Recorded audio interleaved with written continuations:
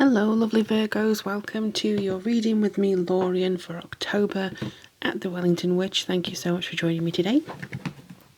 So this is for Virgo Sun, Moon, Rising, and I hope everything is doing well with you guys. I hope you're all sorting things out, doing whatever you need to do, relaxing. Yeah, so like I said, this is Sun, Moon, Rising. If you want to check the other aspects of your main three, please do go ahead. And hopefully all the videos will load at the same time, but Mercury is going shadow, so we'll see how that goes. Virgo, say one more shuffle. One more shuffle.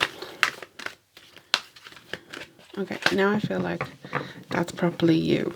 Okay, so let's see what's going on. We have suffering in silence, which Virgos can do. You can overwork yourself. You can really put yourself in an odd situation. But the thing is, I think with the 9 is it comes to fruition. So I think at the moment you may be feeling a little bit sensitive and you may be feeling, oh, don't really know where to go, I don't really know what to do.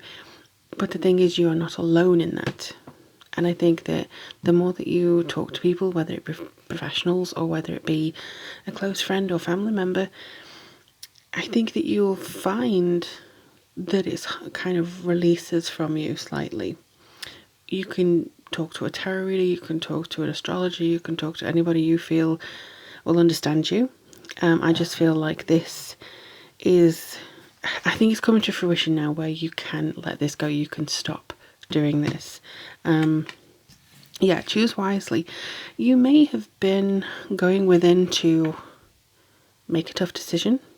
You may have already made the tough decision and now you face another one.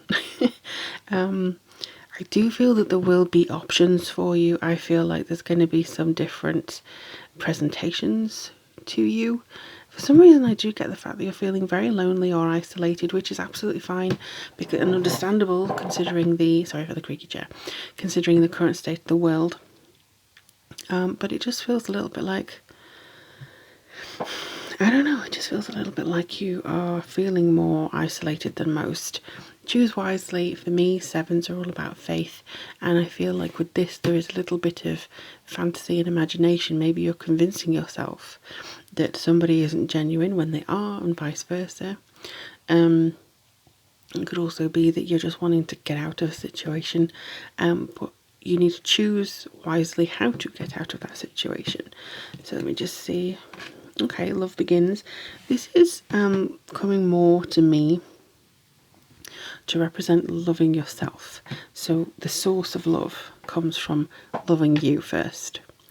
Now, I'm not saying that you have a confidence issue, nothing like that. It just feels as though there's something here that you need to, yes, you need to connect with. So the Ace of Cups is saying, have the compassion for yourself, have the compassion for everything within you. Make sure that the love comes from within you first. If you are to connect with somebody, if you are to really love with all your heart, it has to be from loving yourself as well. So it's kind of like have the confidence to be alone without feeling lonely, if that makes sense. So you can, absolutely set up a single life or, do your own thing, separate to your partner, or whatever it is. But the key is to never feel lonely because you understand that you're all right in your own skin, in your own path, if that makes sense. Other people, I think, may not really understand you or get where you're coming from sometimes, and that can make you feel pretty pushed to one side. So yeah, I just feel like choose wisely is don't act out of a feeling of I need more people around me or I need this to be over or whatever it seems to manifest to be. It just feels a little bit like there's a new source coming in, there's a new understanding of how you can blend things. But this Tower card of disruption, again with the boxed in, it's like it's going to release you from somewhere. The Tower card is about having that, if anything that you're thinking is not based in truth, if it's not based in fact, if it's not based in, something that's real, it will be removed from you. And, guides, universe, they remove things that are toxic to us.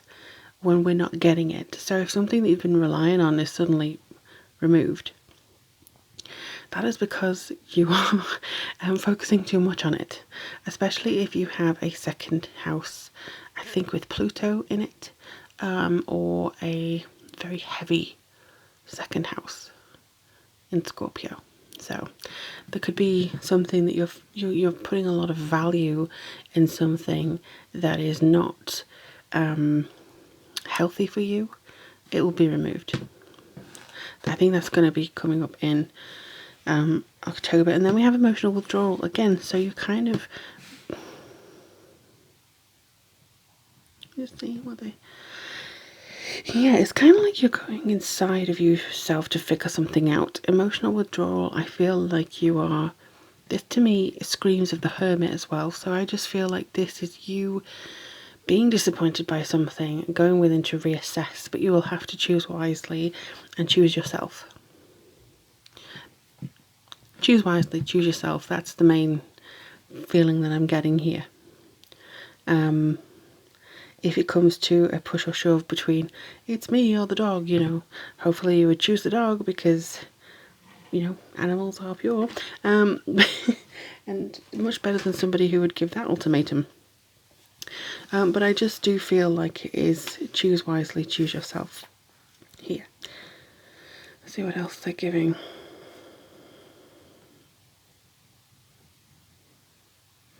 This one seems to be coming up to say that you have a unique perspective. You have more understanding as to the direction of your life than most people do, but it may not be the direction that you had hoped for. You know, you may have had a completely different understanding or imagination as to where you would be at this stage. And it's not seemingly working out in the way that you envisioned. For whatever reason, maybe you found a partner, maybe something has kind of stumbled in the way of a very successful career. You know, it could be something like that, and you're kind of like, oh, okay, now what do I do? How do I get onto the track that I wanted to be on? You know, there could be some kind of rejigging happening, but there will be something. If something is bad for you, I think it's going to be released from you. Especially if it's family, that's going to be, not saying that they're going to pass away, but it's just going to be something that you're probably going to have to face head on, like conversations that are awkward, maybe even with partners or professionals, that it's just going to be like, I'm sorry, I'm going to have to let you go, or emotionally letting people go. That's going to be maybe a theme coming through for you. But let's have a look at the relationship cards. This is not just for love, this is also for, you know, all the relationships in your life.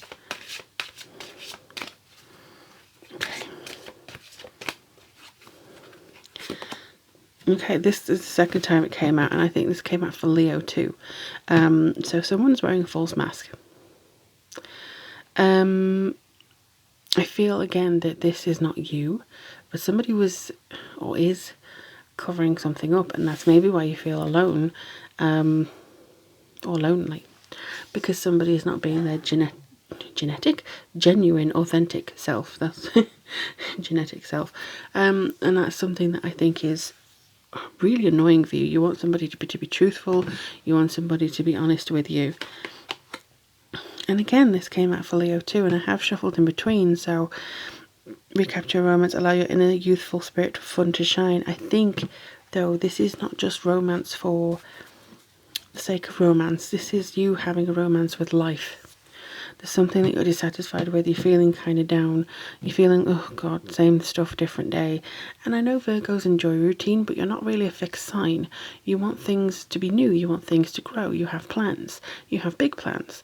And I think that if you allow yourself to be playful in how you think of new opportunities, how you think of new things coming in, maybe different directions that you can try, different traits, different skills, you probably start to see different things come in, make room for the blessings before they can actually arrive, which includes, unfortunately, getting rid of people who may be very close to you but who are toxic. So it just seems to be like, okay, you don't understand me, or you think what I'm doing is weird, or you think my ambitions are weird, or you just don't appreciate me, so long, farewell. That's the kind of thing that I'm seeing here. Okay, so let's have a look at what the moon has to say for you, lovelies.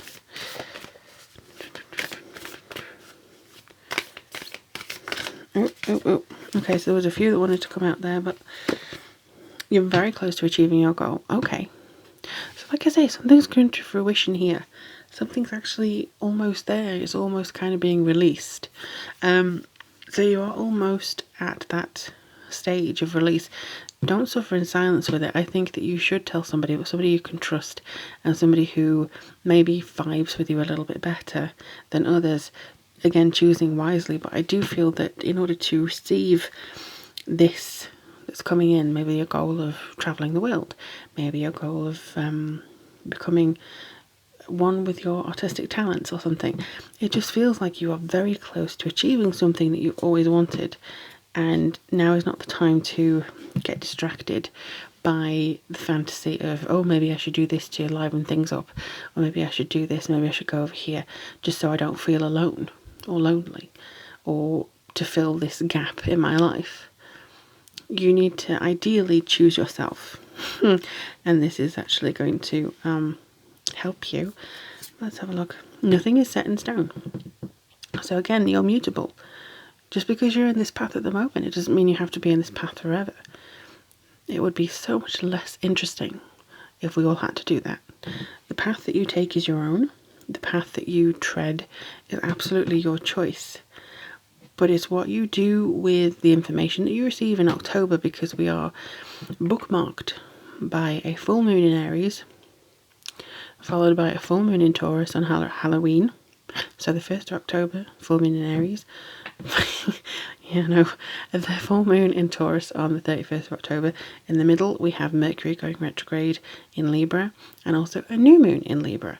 So this is definitely going to be feelings of, again, what you value. So if you're Virgo rising and your second house is in Libra, then it's going to be highlighting what you value and how you want to kind of put efforts into that, and money, your work, income, your daily routine, your habits, your ethics, that sort of thing. And you're probably going to be reassessing most of this month as to how things are with you and if you're placing value in the wrong place.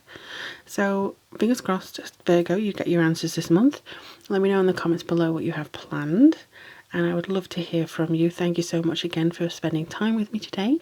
Take care of yourselves and each other, and I will speak to you very, very soon.